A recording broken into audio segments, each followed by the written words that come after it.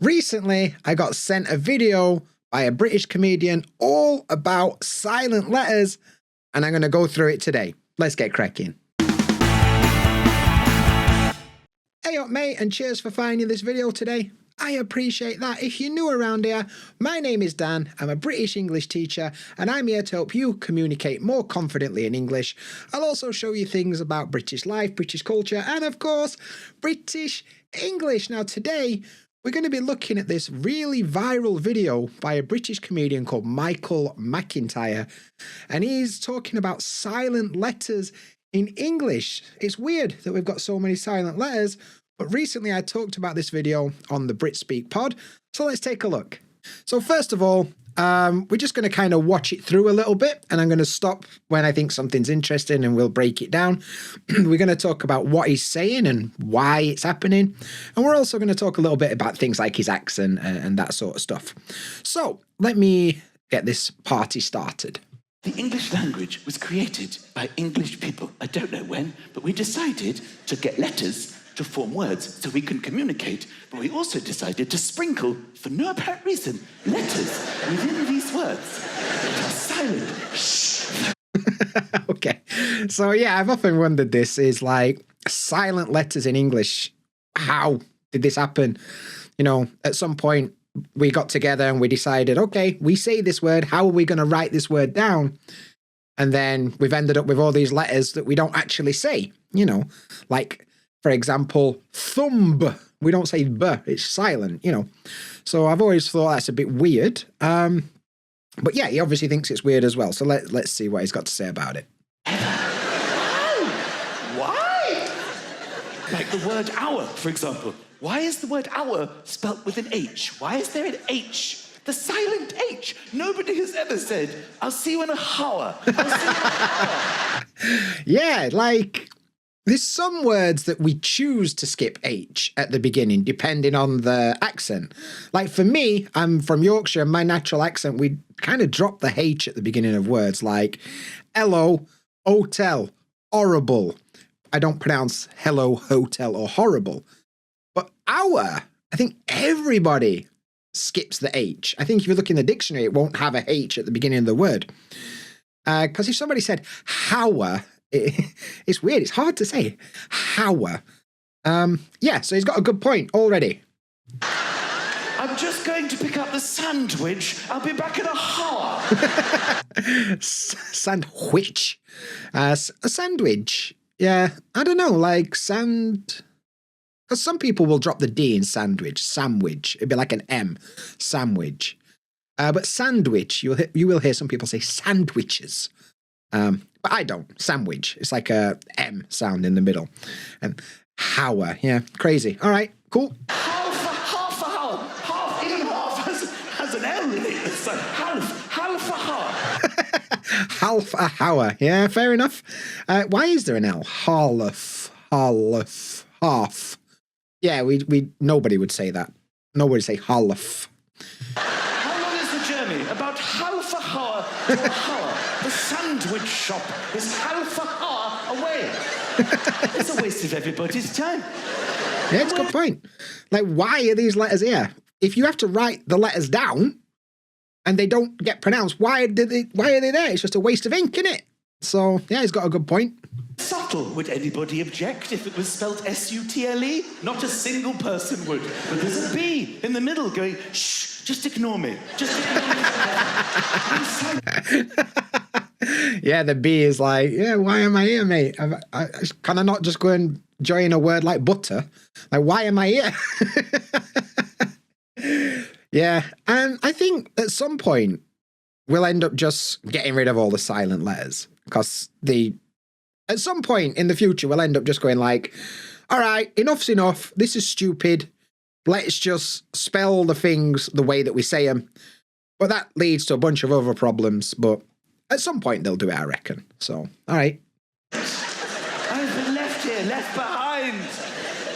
I don't know. I was destined for another word, baboon, but here I am. Baboon. How I long to be in the word baboon where I have a purpose. Yeah, man. Like, do you reckon at some point there was a thing where they were like, right, you get paid per letter. The guy who's writing the dictionary, for each letter that he writes, he gets paid 1 penny. So he's like, mate, I'm not getting paid enough here. So he just started banging letters in, like subtle and muscle, and thumber. He's just like, I'm getting paid, mate. I'm going to put as many extra letters in. And then he got to Q, as in to line up. And he's like, that's just 1 letter. I'm not having that. Q-U-E-U-E. Ching, ching, ching. I reckon that's what's gone on. All right, cool, fair enough. Like all those words that should begin with N, but have a K of all the letters. Why would a K be silent? Knickers. Why is it knickers? I should also point out that knickers with the silent K is kind of a British word that means like underwear, specifically women's underwear, pants, right? Because Americans say pants as in trousers. But for British people, pants is like underwear that goes under the trousers, and specifically women tend to call their pants knickers. So yeah, that's where that comes from. So I've been thinking about this, as you can probably tell, and I think we should have a day. We should have a day. All right. Silent letter day. They all come out to play. I'd love it, actually. Like, if everybody just had to pronounce the things the way they were written for a day, which is where I think he's going to go with this. Be on a Wednesday. Wednesday. Yeah, this is a weird one. When I was in school, I could never spell this word correctly because it didn't make sense to me. I'm like, Wednesday. Why is there a Ned? Wednesday. Like, what is this? So when I was young and I was writing this word, I would always in my head say Wednesday so I could spell it correctly. But yeah, Wednesday. What? Why? Sometime in the autumn. In the autumn. Autumn. Yeah. So why is there an N at the end of autumn? Autumn. It probably comes from an older word, autumnal or something. But yeah, autumn. Okay. The autumn. Could be in February. I haven't done this thing. Yeah, February is a weird one. Because nobody would say February. February. Febu. It's like a U sound. February. There's no reason for an R in the middle of that word. And I bet loads of people spell that wrong. February or the autumn. And we will spend the day together, families together, talking. Talking, okay, with the L. Talking. Walking. And climbing. Knitting, a lot of knitting. This is going to get more and more ridiculous, I reckon. So we got talking with the missing L, walking with the missing L, going for walks, and then climbing. So climbing. But we've also got L and B and all sorts of things in there that God knows what's going on with that one. They save up their knitting to do on silent letter day. And the knife is the only cutlery that you're allowed to use, the knife. Knife, yeah. And with the magic E on the end, which nobody ever says. It's not knifey. Knife. Knifey, yeah. That'd be a good way to say it, I think. No other cutlery is allowed on silent letter day. Food is buffet style. Okay, this is fair enough because it's from French, isn't it? Buffet is a French word that... I think this is one of the problems with British spelling is like we just took a load of words from other languages like Germanic languages and French and stuff. We kept the spelling, but we're like, we're not having that pronunciation nonsense. We'll do his own pronunciation, but we keep spelling for some reason. Like, all right, if you say so. Weird, innit? Proper weird. Go along with your knife. There's salmon and swordfish. Swordfish. Yeah, like, why is there a W in sword? Sword. Sandwiches and yogurt. But that's another word that's not British, is it? I think yogurt is probably not a British word. Yogurt. All right. Yogurt. And you use your knife. All the flavors are very subtle flavors. And the gnome. Yeah, like gnome.